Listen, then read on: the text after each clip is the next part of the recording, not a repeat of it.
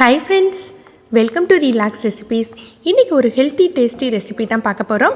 கோதுமை களி எப்படி பண்ணுறதுன்னு பார்க்கலாம். எப்படி கருப்பு உளுந்து களிக்கு நம்ம கருப்பட்டியும் நல்லெண்ணெயும் சேர்த்து பண்ணுறோமோ அதே மாதிரி இந்த கோதுமை களிக்கு வெல்லமும் நெய்யும் சேர்த்து நம்ம பண்ணுவோம்.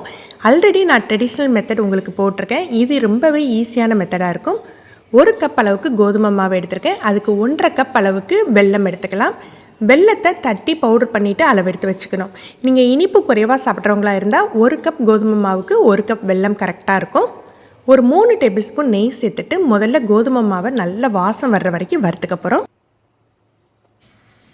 குறைஞ்ச தீயில போட்டு ஒரு 5 நிமிஷம் நல்ல வாசம் வர்ற வரைக்கும் வறுத்துக்கலாம்.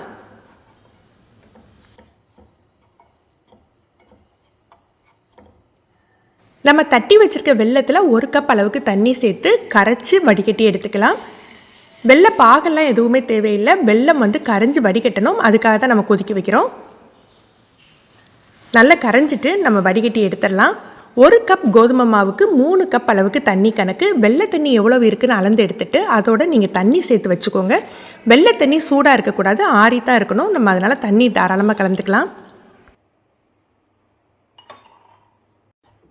மாவு நல்லா வறுபட்டுட்டு இப்போ நம்ம அடுப்பை அணைச்சி வச்சுட்டு எடுத்து வச்சுருக்கோம் இல்லையா, வெள்ளை தண்ணியும் அளந்து எடுத்து வச்சுருக்கோம் இல்லையா, அதை இதோட சேர்த்துக்கலாம். சேர்த்து நல்லா மிக்ஸ் பண்ணி விட்டுக்கணும். நீங்கள் ஆல்ரெடி களி கிண்டி எக்ஸ்பீரியன்ஸ் இருந்ததுன்னா நம்ம அடுப்பை லோ ஃப்ளேமில் குறைஞ்சி தீயில வச்சுக்கிட்டே கூட கிளறலாம். பிகினராக இருந்தால் அடுப்பை அணைச்சி மிக்ஸ் பண்ணி விட்டுட்டு அதுக்கப்புறம் அடுப்பை ஏற்றிக்கலாம்.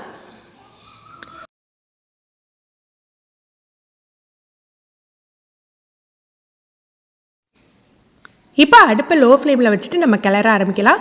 முதல்ல பார்க்குறதுக்கு உங்களுக்கு சின்ன சின்ன கட்டியாக இருக்கிற மாதிரி இருக்கும். நம்ம இந்த மாதிரி அழுத்தி தேக்கையில் கட்டியெல்லாம் உடஞ்சிடும். கட்டியெல்லாம் விழாதுங்க. ஏன்னா நம்ம நல்லா வறுத்துருக்கோம் பார்த்தீங்களா. கடைசியில் உங்களுக்கு களி உருண்டு வரையில் ஒரு கட்டி கூட இல்லாமல் நல்லா ஸ்மூத்தாக வந்துடும்.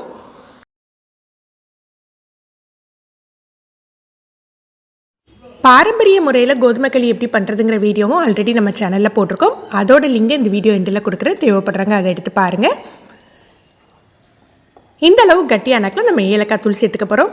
இந்த களிக்கு பார்த்தீங்கன்னா நீங்கள் ஏலக்காய் தூள் சேர்க்கணுன்னே அவசியம் இல்லை. அந்த வெல்லம் நெய்யில் வறுத்த கோதுமை மாவு இதுவே ஒரு சூப்பரான ஒரு வாசம் கொடுக்கும். ஒரு 1/4 டீஸ்பூன் போல் ஏலக்காய் தூள் சேர்த்துக்கலாம். ஆல்ரெடி நம்ம முதல்லையே ஒரு 3 டேபிள் ஸ்பூன் அளவுக்கு நெய் சேர்த்துருந்தோம். இன்னும் ஒரு 2 ஸ்பூன் அளவுக்கு நெய் தேவைப்படும். இப்போ 1 ஸ்பூன் சேர்த்துட்டு மிக்ஸ் பண்ணி விட்டுக்கலாம்.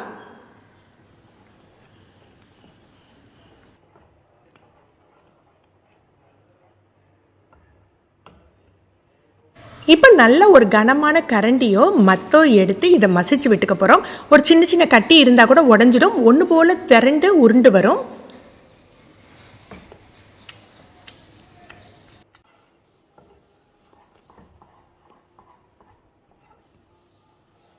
இப்போவுமே உங்களுக்கு நல்ல திரண்டு தான் வரும். ஆனால் இது களிப்பதம் கிடையாதுங்க. இப்போ 1 ஸ்பூன் நெய் சேர்த்துட்டு நல்ல குறைஞ்ச தீயில ஒரு 7-8 நிமிஷம் போட்டு வச்சுடுங்க.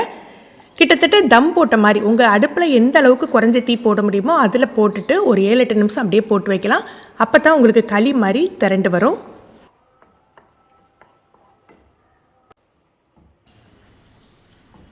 நல்ல சாஃப்டான களியாக வேணும், 1 நாள் 2 நாளில் காலி பண்ணிடுவீங்க அப்படின்னா இந்த ஸ்டேஜ்லேயே அணைச்சிடலாம். நீங்கள் ஒரு 2-3 டேஸ் வச்சுருக்கணும், கெட்டு போகக்கூடாது அப்படின்னா இன்னும் கூட ஒரு 5 நிமிஷம் போட்டு வைங்க. ஒன்றுமே ஆகாதுங்க. இது நான் நான்ஸ்டிக் பாத்திரம் யூஸ் பண்ணுறேன். நீங்கள் நல்ல ஒரு கனமான பாத்திரம் கூட யூஸ் பண்ணலாம். பாருங்கள் எந்த அளவுக்கு திரண்டு வந்திருக்குன்ட்டு. இதுதான் களிப்பதம். இதில் நம்ம இறக்கிடலாம். இதை கொஞ்சம் கொஞ்சமாக எடுத்து கிண்ணத்தில் போட்டு உருட்டி உருண்டையாக கூட எடுத்து வச்சுக்கலாம். நான் இன்றைக்கி கொஞ்சம் அளவு தான் செஞ்சுருக்கிறதுனால அப்படியே ஒரே பாத்திரத்தில் வச்சுருக்கேன். நல்லா ஆற வச்சு எடுத்து ஸ்டோர் பண்ணிக்கோங்க. பாருங்கள் எந்த அளவுக்கு சாஃப்டாக இருக்குன்ட்டு. ஃப்ரெண்ட்ஸ், நீங்களும் இந்த ரெசிபி ட்ரை பண்ணி பாருங்கள். ரொம்ப ரொம்ப சத்து நிறைஞ்சதுங்க. எப்படி இருந்ததுன்னு கமெண்ட் பண்ணுங்கள். இந்த வீடியோ உங்களுக்கு பிடிச்சிருந்ததுன்னா மறக்காமல் லைக் பண்ணி ஷேர் பண்ணுங்கள். நீங்கள் நான் ஃபஸ்ட் டைம் நம்ம சேனல் பார்க்குறீங்க, ரிலாக்ஸ் ரெசிபிஸ் பார்க்குறீங்கன்னா சப்ஸ்கிரைப் பண்ணிக்கோங்க.